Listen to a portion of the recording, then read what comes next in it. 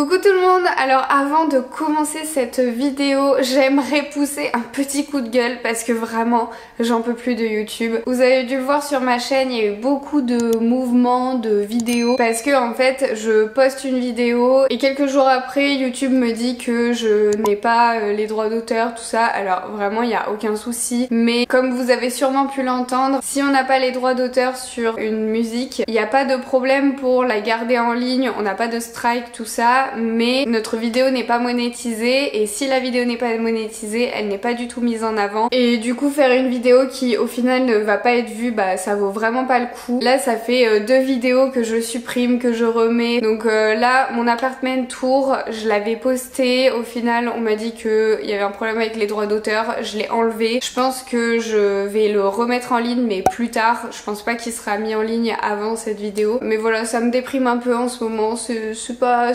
fun, c'est pas cool. Et puis aussi mon appartement je l'adore, je l'ai choisi, je l'ai trouvé, ça a été une trouvaille incroyable, mais je me rends compte que pour filmer des vidéos c'est pas le genre d'appartement idéal parce que bah je trouve que la luminosité elle est vraiment pas folle pour les vidéos. Alors c'est bizarre, c'est que dans mon appartement il y a beaucoup de luminosité, enfin il est quand même très agréable à vivre et tout, mais en vidéo ça rend rien, peut-être aussi avec ce genre de mur, ça ne doit pas faciliter les choses, mais bon du coup voilà, tout ça pour dire que bah ces deux choses additionnées, bah ça me motive pas forcément à faire des vidéos, mais ce qui m'énerve c'est que je sais que si j'avais un environnement à moi où je me sentais bien pour faire des vidéos, bah je serais hyper motivée, mais bah là c'est pas le cas, donc on fait comme ça, on fait avec, et puis peut-être un jour je changerai d'appartement et puis voilà, ça ira mieux hein. Faut que je me force un peu, faut que je trouve peut-être du matériel pour que ce soit plus facile à filmer, mais là voilà, je filme dans mon salon parce que c'est la pièce la plus lumineuse et vous le voyez bien,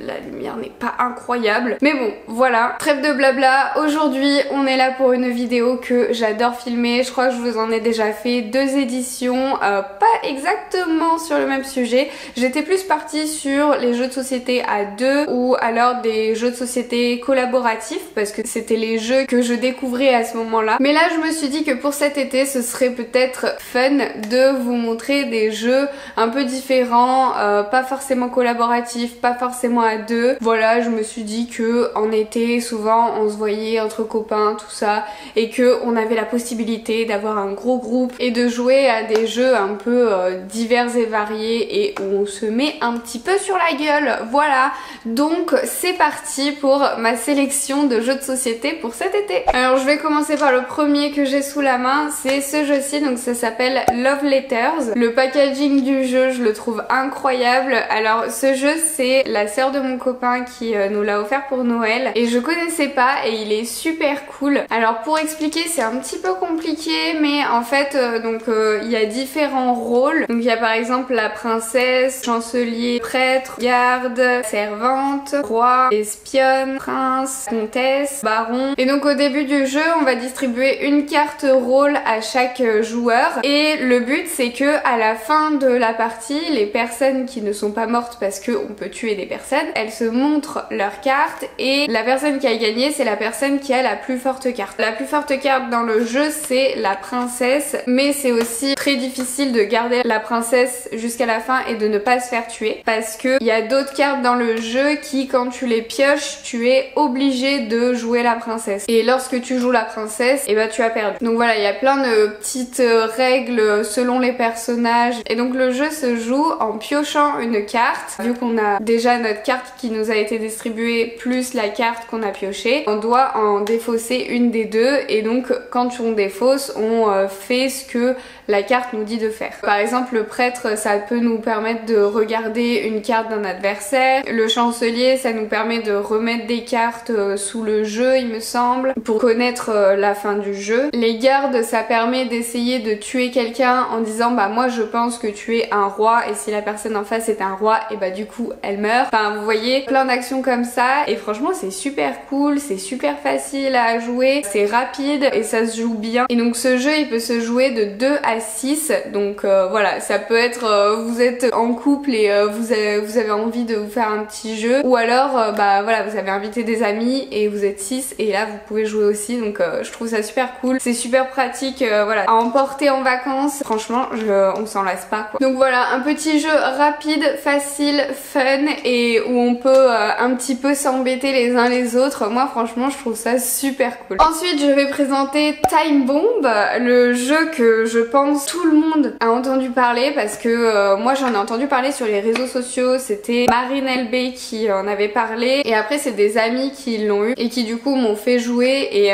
je le trouve incroyable ce jeu, je l'adore. Du coup je l'ai aussi acheté, mais par contre moi j'ai acheté la version évolution. La version normale je crois qu'on peut jouer de 4 à 8 joueurs et la version évolution c'est de 4 à 6 joueurs. Donc j'ai jamais joué à la version évolution encore, je n'ai pas encore fait de soirée jeux de société depuis, mais par contre je peux vous raconter la version normale. Donc la version normale, le petit speech c'est que vous êtes à Londres et il y a une bombe qui a été posée dans Big Ben par une équipe de méchants et il y a aussi une équipe de gentils du coup qui va essayer de désamorcer la bombe. Donc au début du jeu on distribue les rôles, qui est méchant, qui est gentil. Je crois que si on joue à 8, il y a 5 gentils et 3 méchants. Et donc le but des gentils va être d'essayer de désamorcer la bombe, donc c'est-à-dire de couper les fils de la bombe, et le rôle des méchants c'est que bah, les gentils ne trouvent pas les fils pour désamorcer la bombe. Donc il y a autant de fils que de joueurs à désamorcer. Donc si vous jouez à 6, il y aura 6 fils à désamorcer, si vous jouez à 8, il y aura 8 fils à désamorcer. Et donc comment se passe le jeu? Bah tout simplement il va y avoir des cartes qui vont être distribuées. Nous on a beaucoup joué à 8, donc à 8 il y a 5 cartes qui sont distribuées pour le premier tour de jeu, donc ça veut dire que chaque joueur aura 5 cartes devant lui et donc chaque joueur va devoir dire combien lui il a de fils. Donc le but c'est bah si on est gentil de dire exactement le nombre de fils qu'on a, si on est méchant bah on va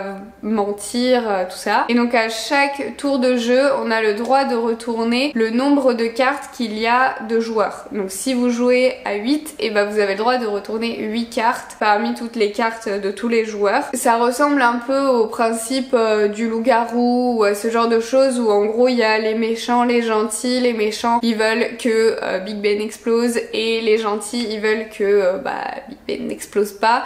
Et il y a aussi une carte où Big Ben en fait explose si cette carte est retournée. Et donc bah si c'est les gentils qui l'ont, bah même s'ils ont des fils ils vont dire bah je n'ai pas de fils parce que venez pas chez moi en fait. Et par contre les méchants s'ils ont Big Ben bah ils vont dire qu'ils ont plein de fils pour que les gens viennent chez eux couper des fils. Donc le but c'est de savoir qui est gentil, qui est méchant selon ce qu'ils disent, machin, tout ça. Et puis voilà, donc ça c'est le genre de jeu, vous pouvez y jouer super facilement en soirée, au bar, enfin vous voyez au final à l'intérieur il y a que des cartes hein, donc c'est hyper facile d'amener ça de partout. Bon il y a aussi une paire de ciseaux pour savoir à qui est le tour, mais sinon voilà c'est principalement que des cartes donc c'est assez facile à transporter. Et franchement même si je vous ai pas forcément donné envie d'y jouer avec mes explications, n'hésitez pas à aller dans des bars à jeux ou quoi pour le tester parce que vraiment il vaut le détour. Prochain jeu c'est Exploding Kitten. Alors ce jeu il fallait absolument que je vous en parle parce que vraiment je le trouve incroyable. Alors au début, mon copain avait acheté uniquement la version basique sans les extensions et quand on y a joué j'étais là un peu en mode ok, ton jeu il est vraiment pas incroyable. Et au final on a acheté une extension en plus, il y a 3 extensions en tout et on a joué avec une des extensions et le jeu a pris tout de suite tout son sens, c'était beaucoup plus drôle et en fait ce jeu il est incroyable quoi. Donc maintenant on a acheté toutes les extensions, on n'y a pas encore joué avec toutes les extensions mais vraiment c'est un jeu qui vaut vraiment le détour. Pareil, si mes explications ne vous convainquent pas, allez quand même essayer le jeu, franchement il vaut le détour. Donc ce jeu il se joue de 2 à 5 joueurs et après quand on rajoute des extensions il y a une bombe à chaque fois en plus, donc je crois que si vous achetez les 3 extensions vous pouvez jouer jusqu'à 8 il me semble. Donc comme je vous l'ai dit c'est aussi une histoire de bombe, donc on est des petits chats tout mignon et on va essayer de se faire exploser la gueule entre nous. Donc là ça va être vraiment le principe de se mettre les uns sur les autres, hein. Si vous avez envie d'embêter les gens avec qui vous jouez, franchement jouez à ce jeu, c'est le jeu parfait pour ça. Mais donc le but de ce jeu c'est tout simplement, il y a une pioche, vous avez une main avec des actions, donc il y a marqué les actions sur les cartes. Votre tour de jeu c'est de jouer des cartes si vous voulez de votre main et après vous devez obligatoirement piocher une carte dans la pioche. Ça c'est pour finir votre tour de jeu. Mais le truc c'est que dans la pioche il y a des bombes et que si vous tombez sur la bombe et ben vous êtes mort et donc vous ne pouvez plus jouer. Le truc qui est cool c'est que il y a des kits de désamorçage, donc si vous tirez une bombe et ben vous pouvez jouer votre kit de désamorçage si vous l'avez. Et après il y a différentes manières de aussi ne pas piocher. Il y a aussi la possibilité avec les cartes actions de regarder la pioche pour savoir si on veut piocher ou pas. Il y a aussi des cartes qui vont permettre de modifier l'ordre des cartes dans la pioche. Ça vous permet de à chaque fois viser les personnes que vous voulez viser. Sur la boîte il y a marqué 2 minutes à apprendre, 15 minutes par partie. C'est vraiment exactement ça. En fait c'est super rapide à prendre en main comme jeu parce que vous avez des cartes et vous jouez ce qu'il y a écrit sur les cartes en fait. C'est vraiment pas compliqué. C'est vraiment un jeu hyper fun et avec les extensions, bah par exemple il y a une des extensions, donc celle à laquelle on a joué, où ça permet à ce que bah si on pioche une carte bombe et bah si on a une carte dans notre main, c'est le Striking Kitten, et bah cette carte va nous permettre de ne pas exploser, en fait de garder une bombe en main. Donc après ça peut être piège parce que du coup s'il y a quelqu'un qui vient nous récupérer notre Striking Kitten dans notre main et qu'on a encore la bombe en main, et ben on explose. Donc voilà, mais ça nous laisse aussi plus de possibilités de jouer. Et par contre s'il y a quelqu'un qui vient piocher dans notre main la bombe, la personne explose. Donc voilà, c'est vraiment plein de petites mécaniques de jeu comme ça, super rigolotes. Franchement ce jeu il est incroyable. Mais vraiment du coup je vous conseille d'acheter les extensions avec. Alors c'est vraiment bien de faire une première partie sans les extensions pour comprendre le jeu, mais après rajouter les extensions hein, parce que c'est vraiment trop drôle de faire avec les extensions. Il y a beaucoup plus d'interactions, de trucs à faire et tout, enfin voilà, c'est beaucoup plus dynamique comme jeu. Après par contre bah c'est un peu si vous explosez au début, bah du coup vous avez rien à faire pour la suite. Donc ça c'est le petit point noir de ce jeu, mais bon il y a quand même beaucoup de manières de se rattraper. Donc en principe il n'y a pas trop de soucis, tout le monde joue de manière à peu près équilibrée. Et enfin dernier jeu que j'ai à vous proposer, c'est Splitto. Alors Splitto, qu'est-ce que c'est? Le petit slogan de Splitto c'est partager tout sauf la victoire. Bah franchement j'ai rien d'autre à dire, ça définit exactement le jeu. D'un côté logique, c'est les créateurs du jeu donc forcément ils savent de quoi ils parlent. Mais donc Splitto c'est un jeu qui se joue de 3 à 8 joueurs, donc ça pareil on peut y jouer à pas mal et ça met vraiment pas longtemps, 15 minutes aussi, donc ça c'est trop cool. Donc le but de Splitto c'est que donc on va se mettre sur une table en rond, enfin comme vous voulez, c'est le principe c'est juste d'être en rond quoi. Et donc on va imaginer qu'on a une zone en commun avec notre joueur de gauche et une zone en commun avec notre joueur de droite. Et donc le but ça va être de réaliser des défis en commun avec notre joueur de gauche et en commun avec notre joueur de droite qui va correspondre aux défis qu'on aura posés sur nos zones en commun. Et aussi il y a des défis communs à réaliser et donc ça va être la zone qui aura le mieux réussi le défi en commun qui remportera les points de ces défis là. Donc pour vous expliquer un peu mieux les défis, il y a par exemple ne poser aucune carte 3 dans la zone. Donc si cette carte défi est dans ma zone de droite avec mon voisin de droite, et ben du coup nous deux on ne va pas devoir poser de carte 3 dans notre zone. Et donc chaque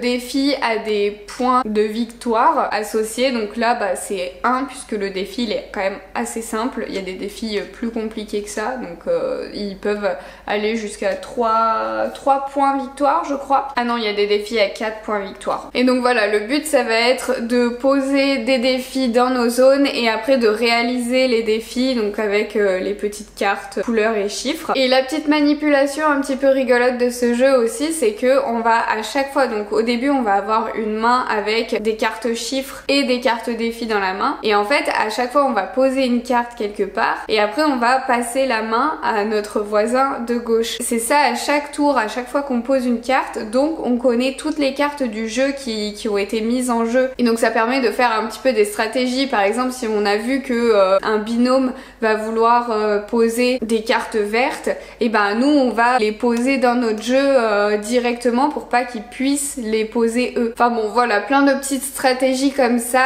Et après, donc pourquoi la victoire ne se partage pas? Et ben tout simplement parce que à la fin on va calculer combien de points on a eu dans notre zone de droite et notre zone de gauche, et ça va nous faire nos points à nous. Et donc nos points sont uniquement personnels puisque bah personne n'a les mêmes zones de chaque côté, et du coup à la fin celui qui remporte la manche c'est celui qui a fait le plus de points dans les deux zones qu'il avait. Donc voilà, ça c'est vraiment hyper cool, je trouve, c'est trop bien. Par contre c'est un peu brainfuck hein. Franchement réussir à gérer sa zone de droite et sa zone de gauche, et en plus de ça regarder les autres ce qu'ils font, tout ça, se dire ok alors là dans ce jeu là il y a toutes ces cartes là et moi j'aurais besoin de cette carte quand le jeu va revenir, mais peut-être que quelqu'un d'autre aura voulu l'utiliser et tout. Voilà, c'est un peu, il y a un peu beaucoup de choses à garder en tête, mais c'est trop cool. Et voilà, au final on fait son jeu et en fait c'est que à la fin qu'on s'intéresse vraiment à la gagne. C'est vraiment cool parce que c'est mi-collaboratif, bah je gagne tout seul en fait. Mais donc voilà, voici ma sélection